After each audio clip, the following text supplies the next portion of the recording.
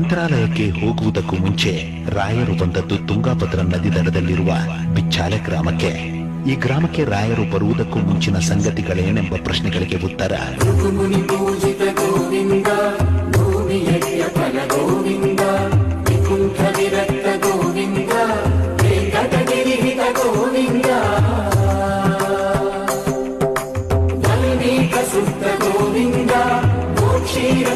Govinda Gopala ಘಟಿತ Govinda ಕುಲಾವರ್ಧಿತ Govinda Govinda Hari Govinda Gokula Nandana Govinda Govinda Giri Govinda Shri Venkatesha Govinda.